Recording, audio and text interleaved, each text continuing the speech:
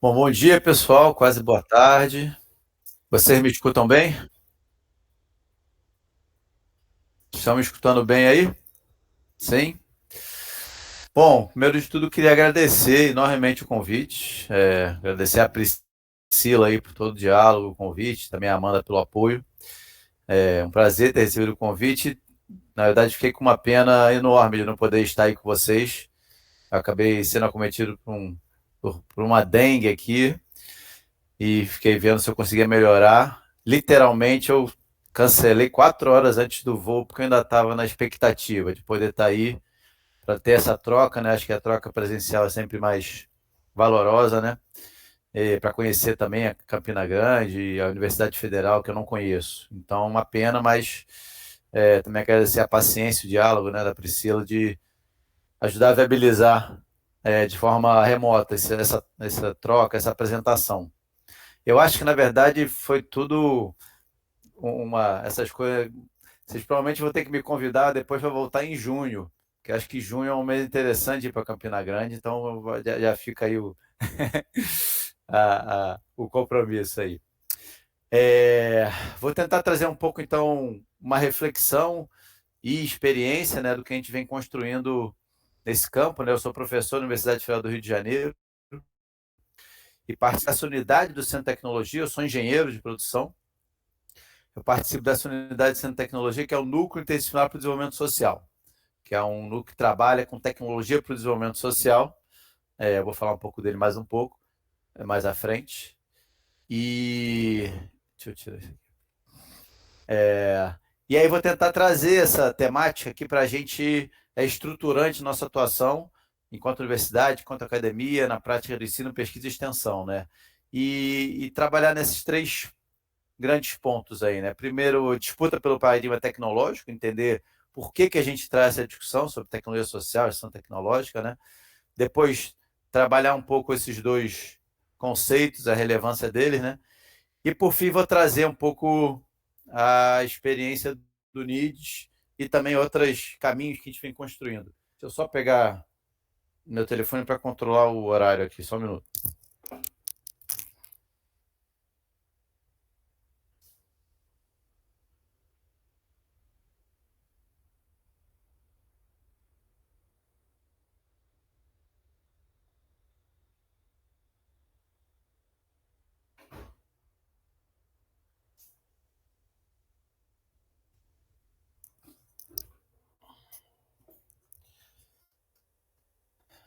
Pronto, estou aqui de volta. Eu vou ter que dar uma acelerada em algumas partes aqui, por conta da restrição do tempo, né? Pelo menos, apesar de ser quase meio-dia, eu acho que está todo mundo bem alimentado, né? Teve coffee break, então eu fico menos preocupado. Falar perto da hora do almoço é sempre uma tensão, né? É, Bom, então, assim, primeiro elemento fundamental que justifica esse processo, a própria criação do NIT, está ligado à reflexão, à discussão sobre a não neutralidade da ciência e tecnologia, né? É a gente perceber que a tecnologia, né, e também a ciência são produtos, né, sociais, resultados de dinâmicas sociais que são influenciadas por princípios, valores, por interesses, né, por questões culturais, ambientais, econômicas, e que de alguma forma é preciso olhar e refletir sobre isso para poder identificar qual o modelo hegemônico de tecnologia que a gente tem hoje, né? Qual o paradigma hegemônico e como é que a gente consegue mudar, como é que a gente consegue construir uma alternativa diferente, né? Eu acho que é importante perceber que o avanço, botei entre aspas, aí, tecnológico, ele nunca vai representar só vantagens e benefícios, né? Nunca vai ser, opa, não, isso gerou uma benesse e benefício para todo mundo, né? Você tem, sei lá, uma nova máquina num setor produtivo, aquilo provavelmente vai aumentar a produtividade, a eficiência, né? Quem sabe o faturamento, mas provavelmente vai demitir pessoas, né? E podemos usar uma série de outros fatores. Vou ter aqui, por exemplo, comunicação, né? A gente cada vez consegue, por exemplo, se comunicar. Estou aqui falando com vocês a milhares de quilômetros de distância, mas né, a dificuldade de comunicação com meu filho adolescente que não larga o celular, né? A coisa da educação, né, também é uma coisa, né, a gente cada vez mais não, a educação remota, né, que a gente faz, mas a gente sabe quanto é difícil, por exemplo, trabalhar, né, com o ensino de jovens, mesmo na graduação, né, aquelas telinhas, né, quem enfim, deu aula durante a Covid sabe o desespero que foi, né? E trabalho remoto, né? Por um lado, a gente consegue, às vezes, trabalhar de casa, por outro lado, quem nunca recebeu uma mensagem de trabalho sábado, 6 da tarde, quando você está indo tomar aquela cervejinha para relaxar, e isso gera, né, principalmente no mercado privado, né, uma pressão, uma dependência, quase uma opressão, né? Então, assim, é sempre estar atento, é importante estar atento para olhar essas coisas e ver quais os impactos que vão ter aquilo e quais são os grupos de interesse que estão somente beneficiados, né? Eu gosto de falar que a tecnologia é naturalmente uma geradora de desigualdade, porque ela vai ser desenvolvida a partir, principalmente, do interesse de um grupo. E esse grupo vai ser mais beneficiado do que um outro. Eu trabalho com vários vídeos, né, disciplinas que eu dou, tecnologia social e outras afins, né? Um deles fala, por exemplo, por que o cinto de segurança é algo tão desconfortável para as mulheres. Aí tem um debate, é um programa de televisão com debate, fala, cara, não tem mulheres participando nas fábricas de automóveis. Então, elas não são pensadas ali, né? Enfim, podemos dar uma série de outros exemplos, né, de coisas assim, que às vezes parecem triviais e pequenas, mas que, na verdade, refletem um pouco essa desigualdade. Outro dia até vi uma reportagem que acho que é muito interessante nesse sentido, comentando que está sendo pesquisada uma nova desenho de privada para ser colocado nas empresas, né? Falei, pô, legal. O que é? Será que ela vai gastar menos água? Será que a pessoa vai ficar mais confortável? E, na verdade, qual era o objetivo? Eles estavam pensando na privada que não era horizontal, ela era mais inclinada assim, porque a pessoa não fica tão confortável. Porque os donos das empresas estão reclamando que o pessoal vai para o banheiro, faz suas necessidades e fica lá enrolando, fica no telefone e tal. Então, botar uma privada inclinada, que aí a pessoa vai, faz o que tem que fazer e já sai embora rápido, correndo, né? Não procurando atender os objetivos do bem-estar do trabalhador e tal, mas da eficiência. Então, uma questão que eu sempre gosto de colocar, assim, no início da minha fala, é as desigualdades geradas pelas tecnologias vão aumentar, acentuar desigualdades já existentes ou reduzir? Acho que isso é um elemento fundamental para a nossa atuação profissional, para a nossa atuação como professor universitário, para a nossa atuação na extensão, né? Como é que está sendo, né, os impactos gerados por aquele processo tecnológico? E aí, né, registrando algo, enfim, relativamente básico, né? Quer dizer, a gente, no Brasil, desenvolveu um modelo de desenvolvimento tecnológico, né?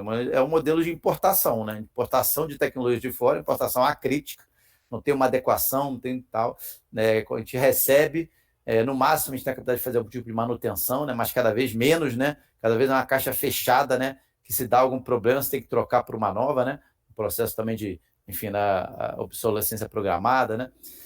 E com uma construção com base em características, que não tem uma construção, uma tecnologia, um processo tecnológico com base em características culturais, sociais, ambientais, econômicas do nosso país. E consolida uma dinâmica de dependência, não só tecnológica, mas econômica, cultural. Aí vem também Milton Santos que fala de como a difusão da cultura do consumo de massa, né, é fundamental para a viabilização desse tipo de coisa, como, né, talvez o grande tema atualmente é o smartphone, né, e como é necessário a gente trocar, a gente não, que não é o meu caso, as pessoas trocarem de telefone celular cada ano, 2 anos, né? E vira uma coisa assim. E reforçam a racionalidade instrumental, o homem econômico, o cidadão consumidor, o individualismo, competição. Isso vai tomando, né?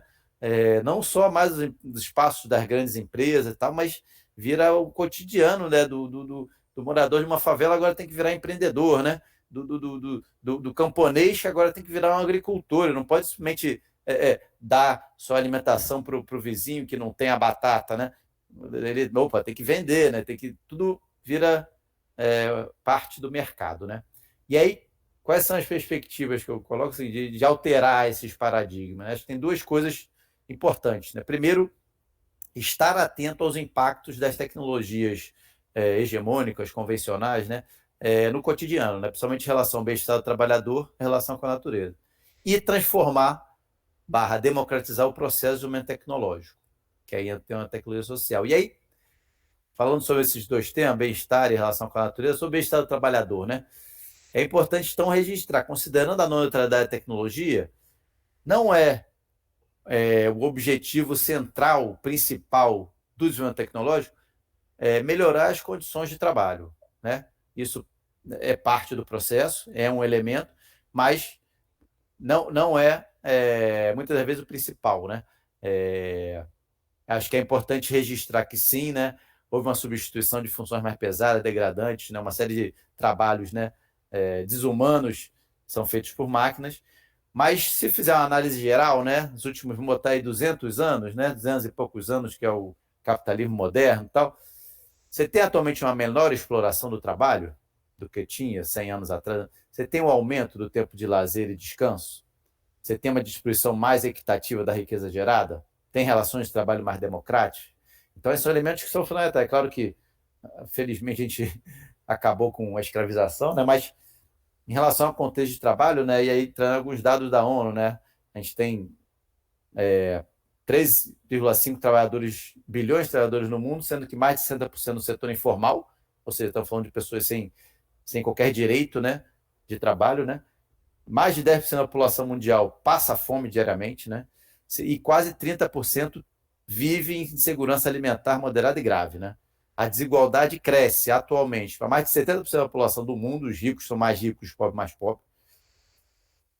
Então, são dados que chegam a uma forma assim, caraca, todo o procedimento tecnológico que a gente desenvolveu e que levou, sim, a benefícios, a melhorias, né, a uma perspectiva, a expectativa de vida mais longa e tal, mas será que chegou no que a gente queria, né? E aí tem uma reportagem que eu adoro citar, que foi do Outras Palavras, esse site, né? Foi publicado lá, e que eles fizeram uma análise da cadeia produtiva do iPhone, a partir de uma visão de base marxista, né, de análise, sobre a riqueza gerada e como ela é distribuída entre na cadeia produtiva entre os trabalhadores. E a conclusão que ele chega é que os trabalhadores da base da cadeia do iPhone, que retiram lá os minérios, não sei o que, na Ásia e tal, eles são 25 vezes mais explorados que os trabalhadores nas fábricas têxteis inglesas do século XIX. Ou seja, se você comparar a riqueza gerada, a riqueza que é entregue aos trabalhadores, os trabalhadores atuais da base cadeia produtiva do iPhone são 25 vezes menos pior remunerados que os trabalhadores de lá. E tem esse gráfico que eu gosto de também trazer, que é um gráfico de um think tank, né, de um centro de pesquisa dos Estados Unidos, que pega alguns setores e faz uma análise de empresas formalizadas, privadas, com trabalhadores formalizados, né, e ela compara de 1950 a 2020 a produtividade, que é essa linha azul escura, e a compensação horária, ou seja, a remuneração paga aos trabalhadores. E ela mostra que durante 20 anos, se durante 20 anos o aumento da produtividade significou um aumento da remuneração, só um minuto, pessoal.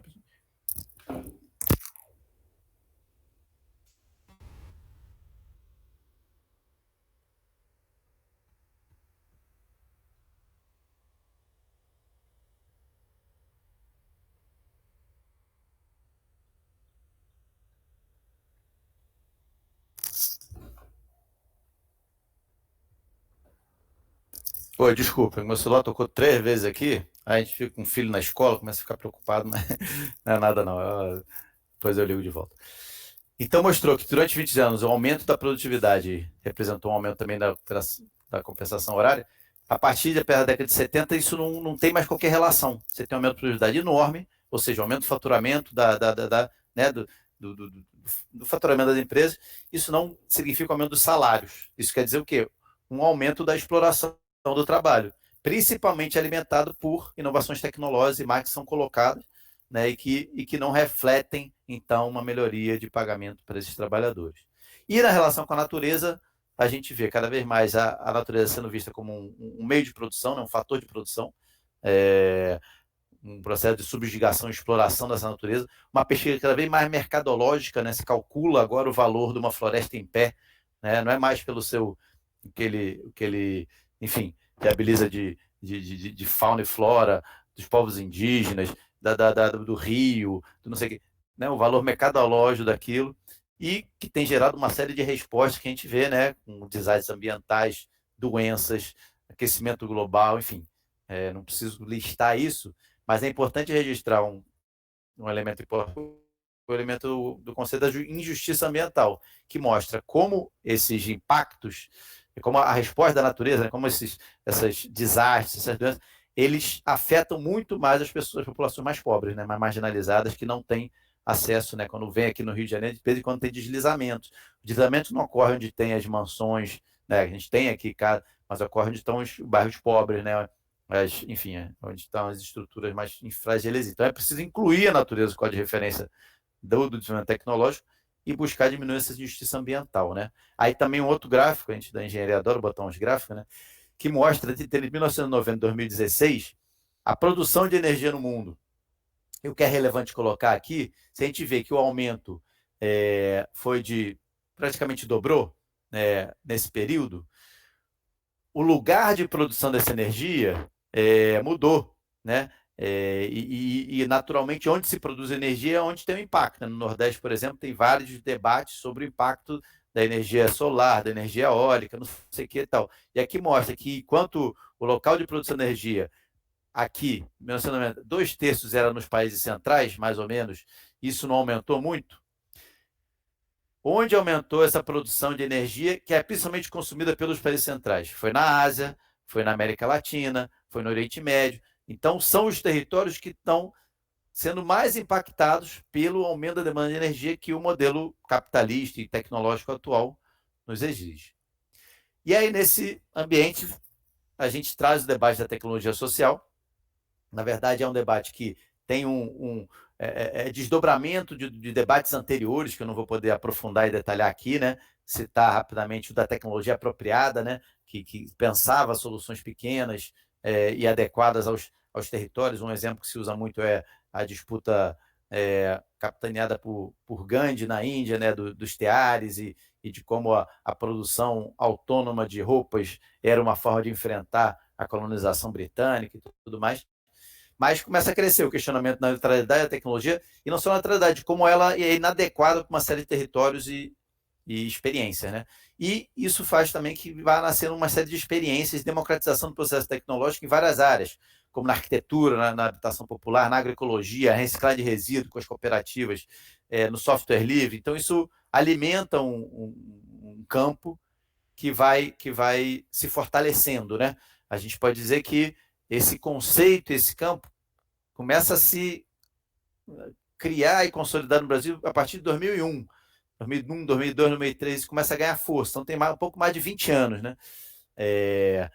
E aí, tentando conceituar, a discussão de tecnologia está muito dentro do campo da teoria crítica da tecnologia, que vai exatamente destacar essa neutralidade e da importância de perceber e lutar pelos valores e princípios que vão alimentar um processo tecnológico. E é importante destacar, né? Em que se baseia a tecnologia social? Ela não é simplesmente uma tecnologia para resolver problemas sociais, resolver problemas dos mais pobres, não é isso. Mas ela se baseia num processo de médio e longo prazo de transformação que busca a democratização do processo tecnológico. Então, a tecnologia não é desenvolvida só nas empresas, nas universidades, no centro de pesquisa, na Embrapa, mas um processo em que os próprios trabalhadores e trabalhadoras, moradores de uma comunidade, estejam envolvidos no processo de desenvolvimento tecnológico e na emancipação tecnológica desses trabalhadores e trabalhadoras. Então, quando a gente vai à universidade trabalhar no assentamento de reforma agrária, pensar uma nova tecnologia, não sei o quê, os agricultores e agricultoras fazem parte do processo, se apropriam tecnologicamente para que eles possam cada vez mais ter sua autonomia, ter a capacidade de transformar sua realidade, de fazer a manutenção, de readequar aquela tecnologia, de fazer o processo. Então, o que define a tecnologia social, as experiências tecnologia social, não é o produto, não é o artefato, não é isso aqui que eu estou mostrando aqui. Até porque isso aqui pode ser facilmente absorvido, cooptado pelo mercado privado, né? O cara vai pegar uma tecnologia de biodigestor que foi construída coletivamente com um grupo, opa, vou patentear isso aqui e começar a vender. Então, não é o artefato, mas é como que se deu o processo de construção daquela tecnologia, daquela inovação, né, numa perspectiva participativa. E aí tem um conceito complementar, que é o de adequação sociotécnica, que afirma o seguinte: a gente vive num mundo em que praticamente a totalidade das tecnologias disponíveis, não todas, mas a grande maioria, vem a partir de uma perspectiva para fortalecer o campo capitalista. Isso quer dizer que essa tecnologia tem que ser jogada no lixo? Não. Quer dizer que é preciso olhar esses valores que estão embutidos ali e como é que você faz para transformá-los para, por exemplo, uma máquina que foi produzida por uma fábrica privada possa ser adequada para experiências de fábricas controladas pelos trabalhadores, de autogestão, de cooperativas. Então, são exercícios. Eu até poderia dar alguns exemplos aqui, mas estou um pouco preocupado com como eu tenho. Vou dar um exemplo prático aqui. Uma assessoria no grupo, um parceiro de Minas, um exemplo muito bom, que estava assessorando uma cooperativa de catadores. E eles precisavam implantar uma esteira. Eu falei, pô, mas uma esteira é capitalista, vai ditar o risco de trabalho. Eu falei, não, é só ser controlado. E aí compraram uma esteira e implantaram uma esteira. Só que acontece, aí vários trabalhadores trabalhando naquela esteira, só que a esteira, ela tinha um botão para travar a esteira, para parar aquela esteira, né? E aí tinha uma pessoa, por acaso ou não, um homem que estava ali que ficava no botão de travar. Aquela máquina entrou na dinâmica que era super coletiva, autogestionária, e o fato daquele cara ter o botão, ter o poder de apertar o botão ali, representava um poder para ele, uma diferença. Ele de repente, pum, apertava o botão, eu tenho que ir no banheiro e ir embora. Quando os outros tinham no banheiro, então, quem teve, a gente teve que botar eles, né, o pessoal do FMG, teve que botar vários botões para todos os trabalhadores terem a possibilidade de apertar o botão. Então, foi uma adequação sociotécnica para permitir aquela máquina que se baseava na ideia da hierarquia, que você tinha um supervisor, um gerente que ia determinar quando a máquina parava ou não, teve que ser adequada para servir ao processo cooperativo. Então, a gente fala, uma definição, essa meio rápida aqui, mas só para reforçar, né? Que o objetivo central do experiência técnico-social é democratizar o processamento tecnológico de forma que seus resultados sejam fruto de um processo coletivo, participativo, cooperativo, que permita intensa troca de saberes e conhecimentos presentes, vale registrar a importância da valorização do saber popular, né? Também quebrando esse paradigma, né? A gente constrói, entrega e transfere o conhecimento, a gente é completamente contrário à ideia de transferência de conhecimento, transferência de tecnologia, mas de construção coletiva. Adequado aos valores socioculturais e ambientais daquela comunidade de território, e que garanta a apropriação coletiva por todos os envolvidos, e aí não é por um indivíduo, né, para viabilizar sua autonomia e participação de atores externos para o desenvolvimento e manutenção de tecnologias que afetem sua realidade. Então, o que eu gosto de dizer? O que não se encaixa no campo da tecnologia social? Primeiro, não é tecnologia social, como eu falei, o produto, o artefato, a tecnologia, né? 1. 2. Não deve estar submetido ao viés mercadológico, né? Não pode ser o mercado principal orientador daquele processo. Por isso, por exemplo, se distancia de alguns campos como negócios de impacto, que é um campo que diz que quer resolver problemas sociais, mas qual é o foco principal? É o lucro. O cara vai buscar, opa, tá sem internet nas comunidades, vamos botar a internet lá, é um negócio de impacto, porque vai chegar tal. Mas está dando dinheiro? Está dando dinheiro e continua. No dia que parar de dar dinheiro, começar a fazer gato, não sei o que tal, ele vai abandonar e vai para outro negócio de impacto. Então, assim, isso não se coaduna com a perspectiva que a gente faz. Não deve promover um benefício econômico individual de bases competitivas, por isso distancia da ideia do empreendedorismo social, que também, né, pega um grupo de pessoas, vão formar para serem empreendedores, tal, não sei o quê, o cara vai, de cada 100, 5 vão se dar bem, né? E rapidamente vão sair da sua comunidade, da sua favela, do seu território, para ir morar num bairro melhor, ganhar a sua vida e o território ficou da mesma forma. E deve passar uma inovação e aprimoramento técnico, tecnológico, né? Nossa metodologia, campo de ação. Acho que isso é um elemento que nós também, com quem é do campo tecnológico, né, engenharia, acho que busca valorizar essa perspectiva. Aí tem uma série de parâmetros que eu não vou entrar neles agora. Depois eu posso passar essa apresentação para a Priscila e ela compartilha aí com quem tiver interesse. E aí entra a questão da extensão tecnológica, né? Quer dizer, a gente tem o tripé da universidade, não preciso falar muito, né? E, de alguma forma, né, a extensão ajuda nesse processo de democratizar o processo de construção. Não tem como falar de tecnologia social, de construção coletiva, se eu não estou no território, se eu não estou com os trabalhadores, se eu não estou interagindo, né? Então, a extensão é uma ferramenta fundamental para se pensar esse campo, porque viabiliza essa interação, essa troca de saberes, essa construção coletiva, contribui para que a universidade seja cada vez socialmente mais referenciada, né? Então, a transformação desse paradigma tecnológico passa, inevitavelmente, pela extensão. Eu acho que eu também vou passar um pouco rápido aqui, né? Acho que tem as diretrizes, o conceito de extensão, diretriz de extensão, né? Acho que eu gosto da coisa das diretrizes, porque elas, de alguma forma, dialogam muito com a perspectiva tecnológica social, com a questão da interação dialógica, né? Interdisciplinariedade. Então, são elementos que trazem isso. Também, né, rompendo com a visão antiquada de extensão como transferência, né? Até o Paulo Freire fala de extensão ou comunicação, fala como o conceito de extensão é ruim, né? Porque ele dá a ideia de estender, mas que atualmente já tem uma visão crítica sobre isso e com algumas bases, né? Eu botei principalmente duas bases importantes na ideia, que é a educação popular, relação horizontal, valorização de diferentes saberes, emancipação, e a metodologia da pesquisação, que a gente usa aqui a partir de um compromisso com a transformação social, interação entre conhecimento e ação, método participativo. E eu gosto de brincar que isso também, a meu ver, demanda uma necessidade de romper com as barreiras geográficas. Porque a gente pensa em ensino e pesquisa, a gente pensa, não, isso é dentro da universidade, né? O estudante de sala de aula e nos laboratórios a gente fazer, e a extensão é lá fora, né? E, na verdade, isso tem que ser mais quebrado. Quer dizer, você, numa disciplina, levar estudantes para o campo, é uma parte de formação fundamental, que não é extensão. E, da mesma forma, a pesquisa, para ela ter mais coesão com a realidade, precisa ir naquele território ver. Não posso chegar para olha só, para agricultor, a melhor forma de você produzir aipim é dessa forma aí. Mas eu nem conheço o território, às vezes o terreno lá é diferente e tal. Então, preciso estar lá. E, ao mesmo tempo, se a extensão demanda a universidade ir para a sociedade, também demanda a sociedade ocupar a universidade. O pessoal do Movimento Social, do MST, fala, não, a gente precisa ocupar o latifúndio do saber, né? Brincadeira assim. Mas é fato, né? Esses organizações, movimentos, temas, né? Territórios precisam ocupar a universidade, tá lá dentro da universidade, né? Bom, maravilha. Então, acho que a gestão tecnológica tem uma perspectiva mais importante da visão tecnológica e tudo mais, vou passar um pouco rápido, e para finalizar, então, indissociabilidade nesse ensino entre extensão tecnológica e tecnologia social. E aí, falar um pouco do que a gente vem construindo. Se tivesse mais tempo, se tivesse pensamento, eu ia passar um vídeo que a gente fez recentemente, mas eu vou deixar aí para depois quem quiser ver, que é sobre os 10 anos do NIDS, é uma forma, mostra o que a gente vem desenvolvendo, e é bom que tem várias pessoas falando, estudantes, técnicos, pesquisadores, professores, parceiros, movimentos sociais, então isso permite também que tenha uma visão mais complexa. Depois, quem quiser procurar no YouTube, botar lá no YouTube NIDS UFRJ, vocês vão ver a página e tem lá, vídeo institucional 10 anos do NIDS. Mas queria destacar assim, alguns eixos, campos, né, frentes que estão atuando e estão fortalecendo esse campo. Um é o NIDS, o outro é o campo das incubadoras de tecnologia e economia solidária, né, que já tivemos mais de 100 incubadoras em todo o país, a Rede Engenharia Popular Oswaldo Cevá e a Associação Brasileira de Ensino, Pesquisa e Extensão em Tecnologia Social.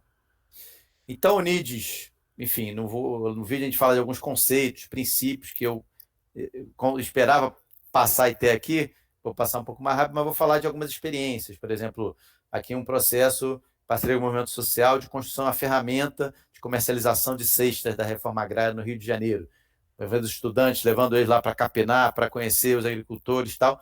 E atualmente é uma ferramenta que os agricultores, o movimento usa, eles mesmos gerenciam, alimentam, controlam e tudo mais. É claro, quando tem alguma demanda mais de programação tal pesada, eles chamam o pessoal da engenharia eletrônica para dar uma força, mas eles têm. Isso foi uma experiência de um curso de discussão sobre energia elétrica nos assentamentos tal, e que construiu um protótipo de energia solar para irrigação nesse território. Isso, uma experiência até na FRJ Macaé, em que foi desenvolvida uma fábrica de farinha para os assentados lá, onde aqui o professor e o agricultor pensando junto, né, as etapas, a prensa, o forno e também o moedor que foi de mandioca aqui, movido a bicicleta, porque não tinha energia no território lá, tiveram que pensar, agora estão até querendo colocar uma energia solar para substituir. Experiência de saneamento ecológico, né, numa cozinha comunitária, num assentamento. Isso é uma experiência de apoio a um banco comunitário, que tem um aplicativo chamado E-Dinheiro, e aí isso fortaleceu a economia local, a interação local.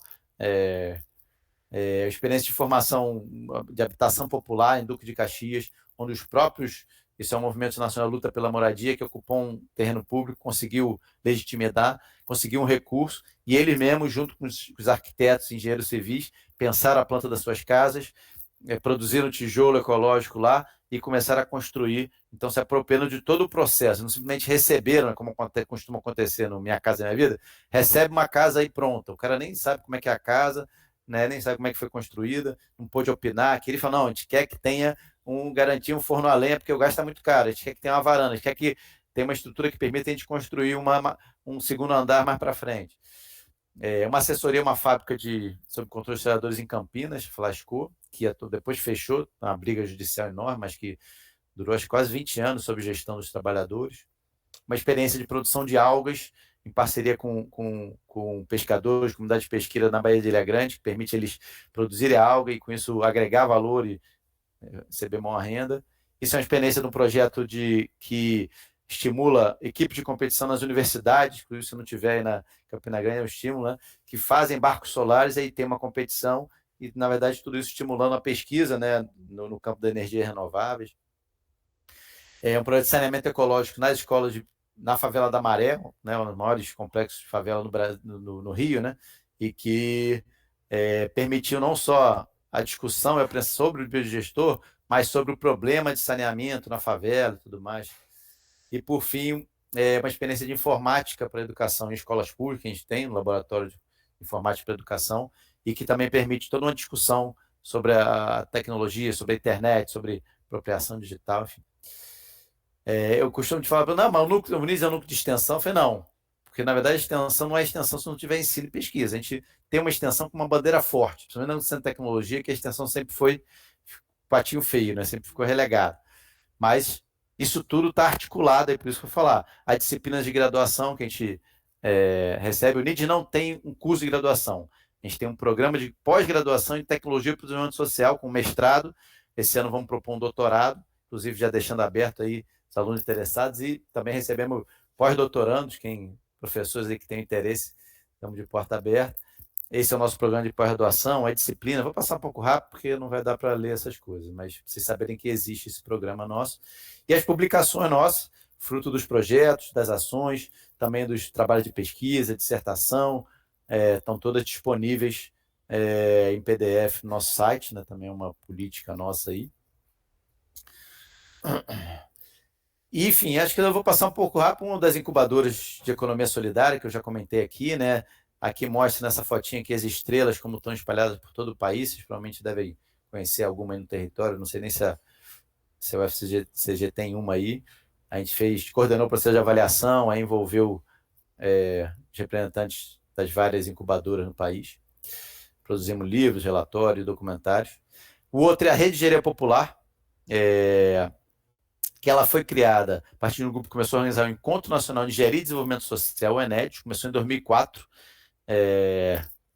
e a rede, então, articula uma série de pessoas que trabalham nesse campo de engenharia popular no Brasil e que buscam fortalecer aí o nosso site, e que esse ano vamos ter, aí já estamos deixando a divulgação, né? A gente tem encontros regionais no primeiro semestre e encontro nacional no segundo semestre. Então, tem destaque aqui, ó, vai ter o ERED Nordeste em Natal, 13 a 15 de junho. Quem quiser aí, já prepara aí, já faz a solicitação de ônibus aí para a reitoria, para ir lá. Quem quiser o contato, o pessoal que está organizando, depois manda mensagem que eu boto vocês em contato. E no segundo semestre vai ter um encontro nacional aí em Salvador, no Nordeste também. Esse certamente também estarei lá. Não tem data ainda fechada, mas são espaços que a gente tem conseguido gerar uma interação entre os vários grupos que trabalham nesse campo de tecnologia social. Não é um encontro só de engenheiros, tem vários grupos sempre tem gente de outras áreas que se sente muito contemplada, né, apresenta trabalhos e tem uma troca, porque realmente a maioria dos temas que a gente discute no campo da engenharia, campo tecnológico, também faz parte dos outros campos, né? Então, aí as fotos dos últimos encontros aí.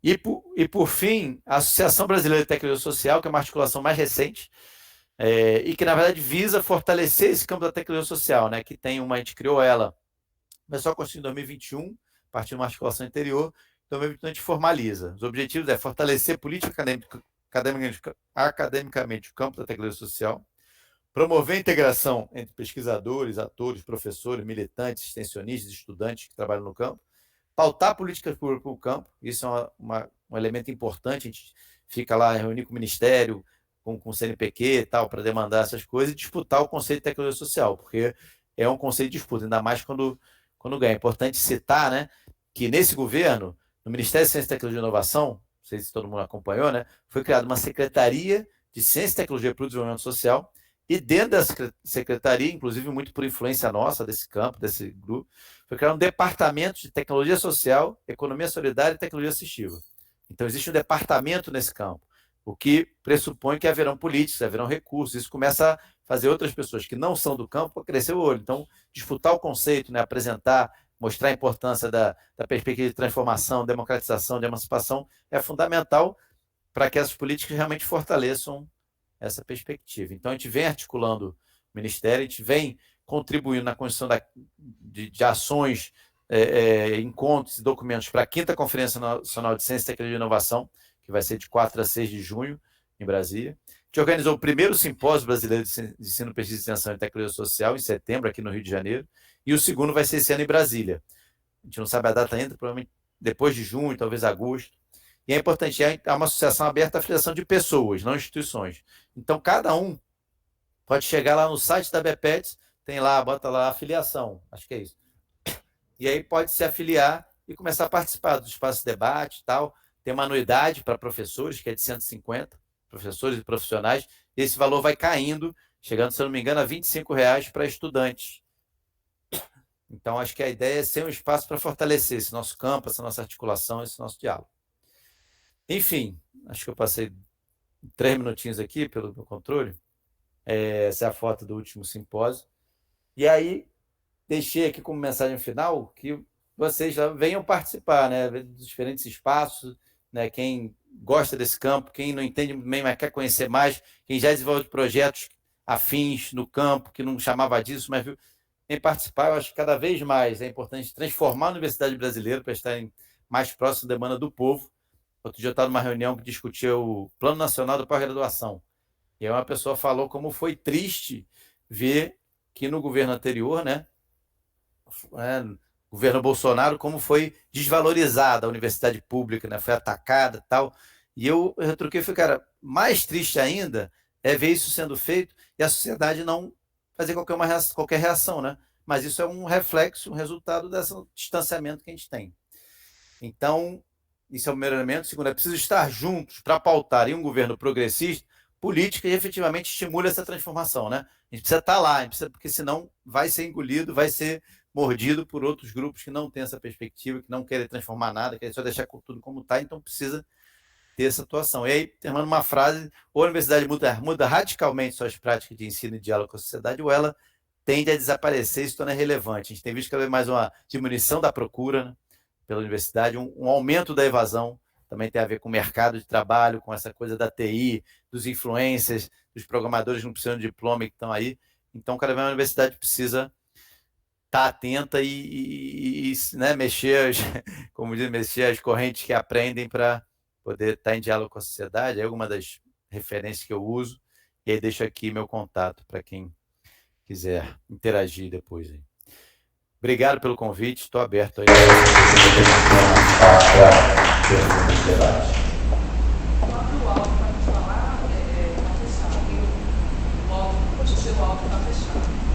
Você nos ouve, Felipe? Ouve não, tem que abrir o áudio ali, ó. Limite.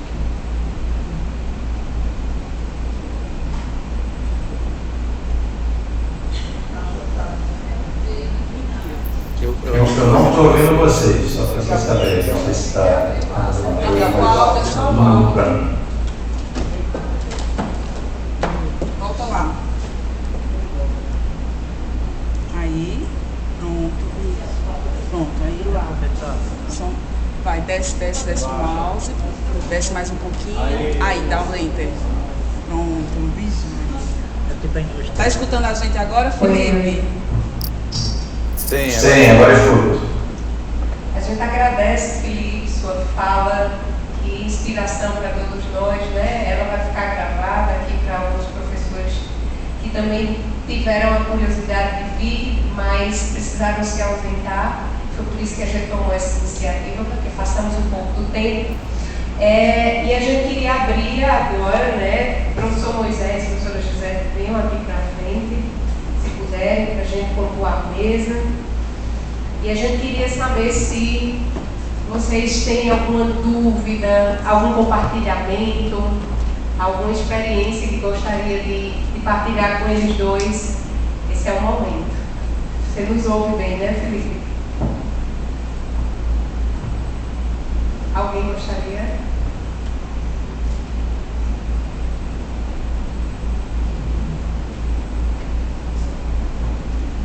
Gente, eu sei que está todo mundo querendo ir para casa com fome. Aliás, dá um tempo, porque daqui a pouco a gente já começa o trabalho já tarde, né? De 2 horas o ENEX continua. Mas eu acho que é uma oportunidade, quem quiser fazer alguma fala, alguma pergunta, tanto ao professor Moisés como a Felipe Adorno, que esse momento é importante, né, para a gente. Tem pessoas ali.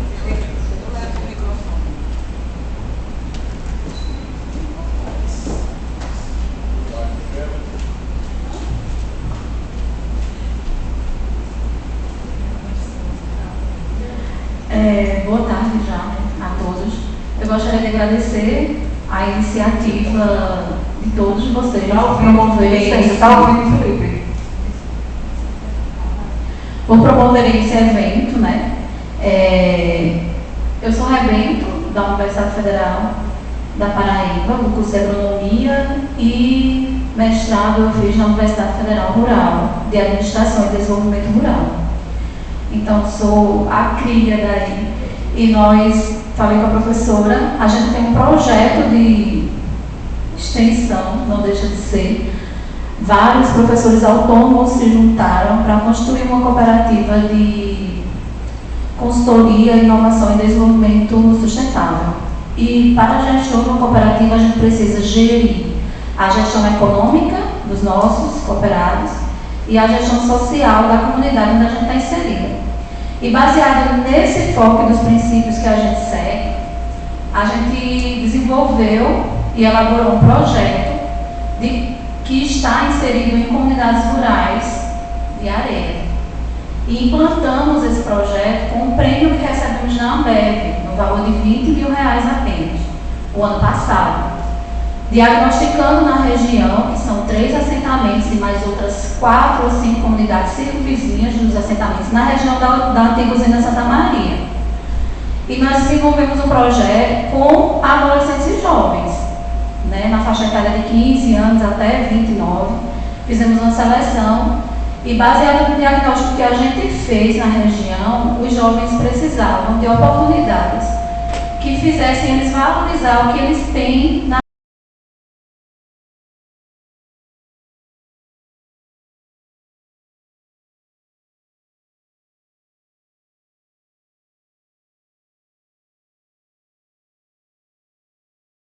porque aqueles jovens inseridos em comunidades rurais, eles precisavam, o que a gente observou antes de implementar, é que eles precisavam de ter oportunidades onde eles aprendessem e colocassem em prática algo que valorizasse a região e sentir pertencente àquela localidade, e dali eles conseguissem gerar renda. E às vezes, por muitas vezes, os pais já são agricultores, produtores de doce, vendedores de banana, produtor de mel e outras coisas, eles querem dar continuidade e não sabem como.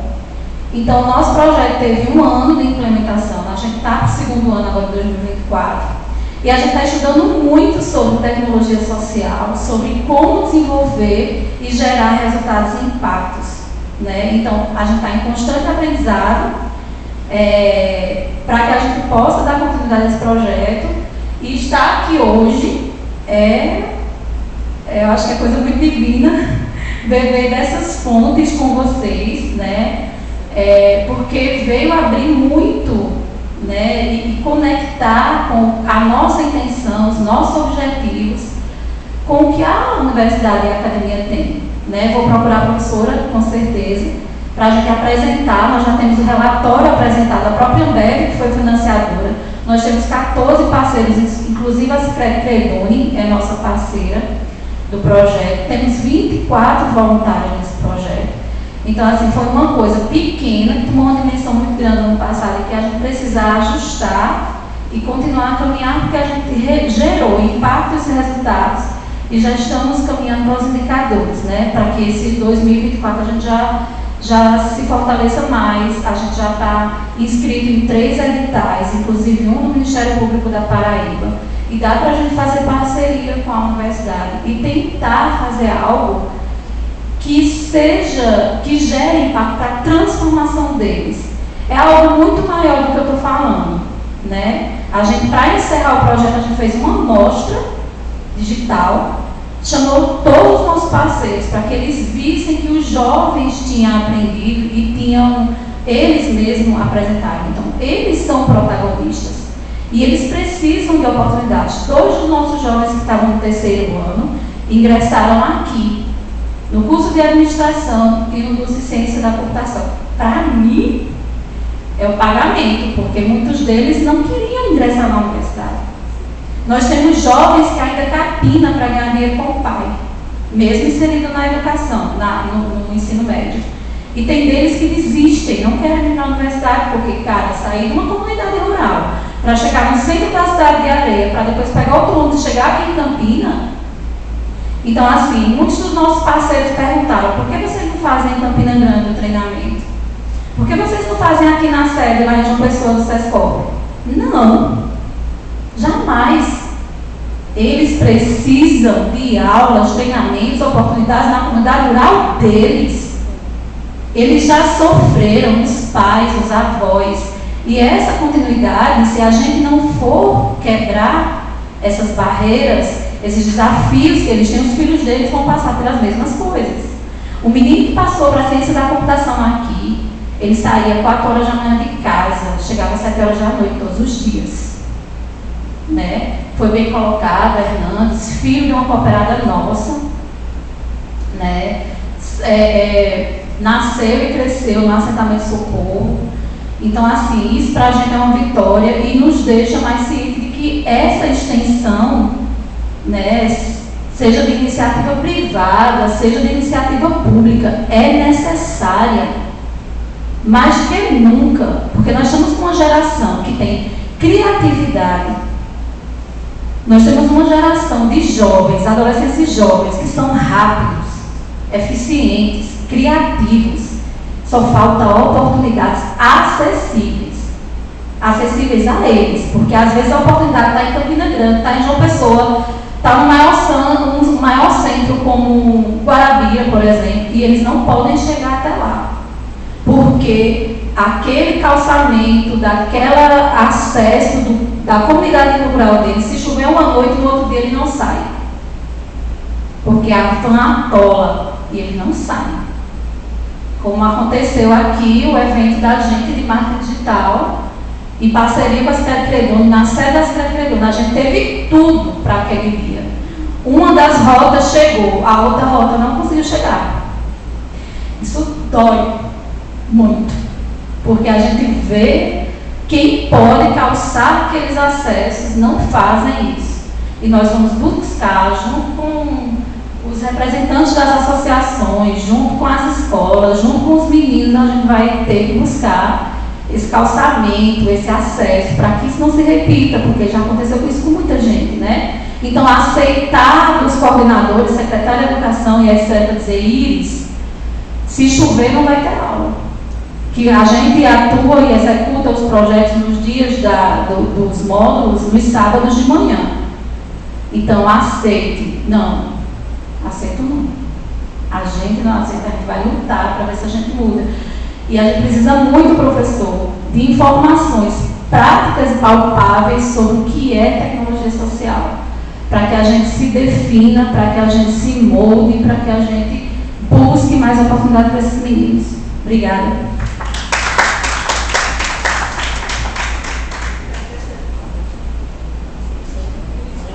Professor Gênero. Muito boa tarde. Primeiro, muito obrigado a essa administração, a pró-reitora, a Priscila, o professor Moisés, o professor Felipe. Foi muito esclarecedor as falas de vocês. Eu quero dizer, primeiro, que eu sou fruto da extensão na minha universidade. Eu nasci, sou de uma pessoa, e como eu estava conversando ainda há pouco no Coffee Break com o professor Moisés, tenho um senso de responsabilidade sobre isso. Muito obrigado, Priscila, pelo seu texto muito tocante, muito significativo, e que enreda várias coisas, várias outras falas sobre a importância da nossa instituição. E a fala, como é que é o seu nome, Jó? Iris. Na fala de Iris tem uma coisa que me lembrou, a sua fala especificamente, um autor, chama-se Otto Peters. E ele diz uma coisa que está inserida no que Priscila falou mais cedo, e do que eu estava conversando com o professor Moisés, e também o que o professor José falou como grandes ganhos nesses últimos 2 anos, né, da nossa extensão aqui. Que é, ele diz: nenhum impedimento moral, físico ou financeiro deve delimitar o conhecimento do homem, desde que esse o deseje. Aí a professora Lourdes Henriques, lá de João Pessoa, que agora não sei nem se está mais viva, era muito velhinha, ela disse, complementa, disse: cabe a nós, instituição e professores, sermos a ponte que possibilita o realizar desse desejo. Então, primeiro, muito obrigado a vocês por isso. Obrigado por essa contribuição, inclusive para elucidar para mim, apesar dessa importância na minha vida da extensão, eu não era tão presente e atento à extensão antes desse processo de conhecer vocês e de articular. Foi um presente para mim. Essas articulações muito vívidas de entender que eu vivi uma extensão meio bancária, né, eu sei a informação e faço assim. Não, você sabe, vai trazer o professor Moisés, nós estamos aqui com o apoio do Vladimir, a gente está fazendo uma coisa que na verdade a comunidade está fazendo por nós. Ela está fazendo ações e nós estamos colocando o nome científico das ações, mas elas já aconteciam muito antes da academia. A banda no Brasil tem 500 anos, que é a minha área de música, e ela já tinha uma pedagogia, já tinha toda uma articulação de fazer social, de aproveitamento das pessoas, onde elas estão, como elas são. A gente só foi agora colocar um nome disso, né? Autores que estão de 50 anos atrás, no máximo de 60, 70 anos atrás, que estão colocando nome a coisas que a gente já vivencia, ou como o Bruno vivencia na comunidade dele, né, em Puxina, né? Desde o começo da comunidade dele, as pessoas já estão resolvendo. Então, muito obrigado a vocês por isso, obrigado por esse tipo de oportunidade. Espero que isso seja gravado mesmo, né, e seja divulgado, porque tem muita coisa importante que as pessoas querem e falam que a universidade não oferece, mas elas não estão aqui para articular e ouvir. Então, muito obrigado. Eu não tenho uma pergunta, mas eu já pensei que o professor Moisés ele vai explicar mais depois como é esse processo de chancela, não, de reconhecimento onde se encaixa o Jacques do Pandeiro. Precisamos conversar mais sobre isso e vamos conversar para fazer funcionar, como a gente vai fazer com o Choro aqui na Paraíba e com o nosso Sivuca, que já foi feito. Ele perguntou se Sivuca já tinha ganhado um honoris causa. Ele ganhou 50 anos da UFC com o FPB. Nós precisamos fazer alguma coisa parecida com isso, com o Jacques do Pandeiro, o nosso rei do Rio. Então, muito obrigado por esse evento maravilhoso, por trazer essas questões que me trazem muita inquietação, mas obrigado por essa inquietação, porque me ajuda a querer ser um professor mais eficiente. Muito obrigado. Gratidão a Iris e gratidão a Giana, né, pelas considerações. A gente vai encaminhando agora para o final, mas antes a gente quer saber se vocês dois querem fazer alguma consideração acerca das falas que ouviram aqui. Felipe quer falar alguma coisa? A pessoa quer falar alguma coisa? Certo. Felipe, suas considerações finais? Pode. Não, rapidamente, só para Iris, né, que falou primeiro, só para dizer que é muito interessante a experiência dele, né? E acho que esse campo tecnological é muito assim, né?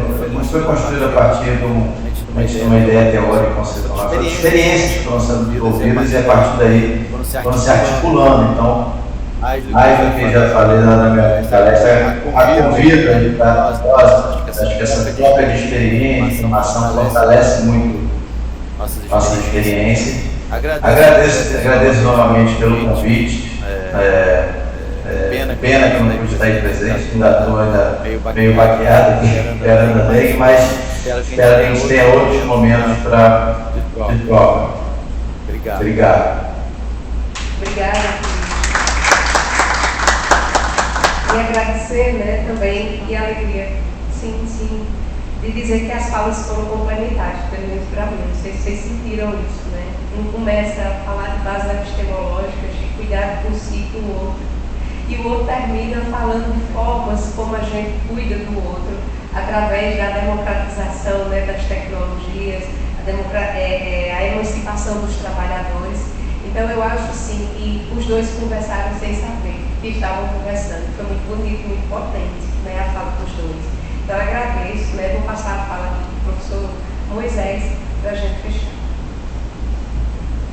Ok, rapidinho, uma fala de provocação com o Jean no intervalo ali, que uma sugestão, né, que era uma última ponto da minha fala que eu não fiz. Nós há 5 anos, mais até atrás, nós fizemos um processo de título de doutor honoris causa ao Naná Vasconcelos, no Recife, na nossa universidade, que é um grande percussionista mundial, premiadíssimo internacionalmente, e ele foi num período que ele estava doente, já próximo, antes um pouco de falecer, mas ele recebeu, foi uma cerimônia belíssima no nosso Salão Nobre, e depois nós criamos uma escola de música na Naná Vasconcelos, depois um boneco gigante na Naná Vasconcelos, um boneco da Casa dos Bonecos Gigantes de Olinda, e agora, na semana passada, nós inauguramos a cátedra na Naná Vasconcelos.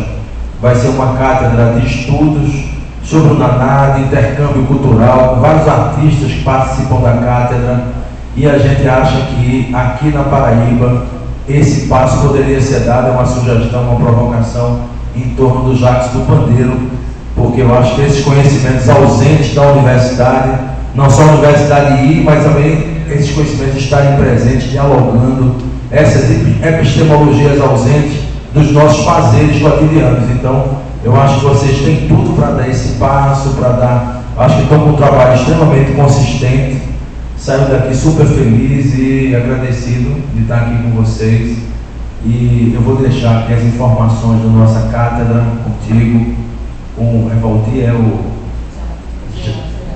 lá atrás, Vladimir, deixar com o Vladimir também. Então um abraço e bom encontro para vocês à tarde e nos outros dias também aqui e nas diferentes unidades. Obrigado. Eu gostaria de chamar o Vladimir para vir para cá, para a gente encerrar essa manhã, para ficar completa as coordenações, a coordenação de extensão e a coordenação de agricultura. Gostaria de agradecer ao professor Felipe Ador. Eu acho que você traz, concordo com Priscila, você e o professor Moisés dialogaram sem nem saber que iam fazer isso. Eu me senti assim. E quando o Moisés traz a questão muito importante, inclusive estava na minha fala, mas eu me empolguei e passei o ForProEx, são esses movimentos do ForProEx que deixou a gente muito inquieto com a extensão. Eu acho que esse movimento é no Brasil, né? É por isso que essa extensão está tendo tanta força, porque o movimento realmente são movimentos políticos, porque a extensão é um movimento político. E aqui na UFCG a gente teve a sorte de estar vivendo esse movimento, né? Esse movimento político que é forte. Então eu também sou muito grata a esse espaço de aprendizado que é o ForProEx. Eu acho que o Moisés traz uma coisa na fala dele, quando ele descreve aqui a questão do aprendizado do ser humano. Se a gente não se conhece, né, enquanto pessoa humana que está vivendo dentro do planeta Terra, que é a nossa casa-mãe, e a gente não tem respeito pelo outro, e nem respeito pela nossa casa-mãe, a gente acaba se perdendo. E aí, você traz uma coisa que me inquietou muito, que é o que a gente sabe que acontece isso no dia a dia, são as relações de poder. E a todo momento a gente precisa se questionar. Esse espaço que eu estou é um espaço de relação de poder, e como é que eu estou, né, me articulando nesse espaço, que seja nesse movimento de horizontalidade do saber e de inclusão. Como você traz a questão da universidade, que ela é fechada. Eu acho que a extensão ele tem papel de abrir as portas da universidade, como a gente tem feito. Eu acho que a extensão ela traz isso muito forte. E aí você traz também a questão das raízes, né, da arte e da cultura, fazendo parte desse mundo do tripé da universidade enquanto ciência. E aí Felipe traz uma coisa que me encantou, que é a democratização, né, dessa prática das engenharias, das exatas, da coisa dura, e você traz uma coisa tão linda, tão leve, de acessibilidade. nas periferias, nas comunidades, você traz exemplo aí. Então é possível. Aqui na UFCG a gente tem os cursos de exatas muito forte, mas eu acho que eles precisam, a gente precisa dialogar mais com você enquanto ciências exatas, né, Amanda? Eu já vou deixar aí como convite e desafio, vir presencialmente para a gente discutir isso com os pares da área dos cursos de exatas, para eles entenderem a complexidade da extensão e que é possível fazer extensão. Então a gente encerra essa manhã já mostrando que o 17º ENERES, ele vem com muita potência e a gente quer agradecer fortemente a você, Moisés, e ao professor Felipe Ador, por essa grande contribuição na manhã de hoje. E aí a gente encerra para almoçar e voltar daqui a 1 hora, que começam os trabalhos. Então, um beijo no coração de cada um de vocês e meu muito obrigada.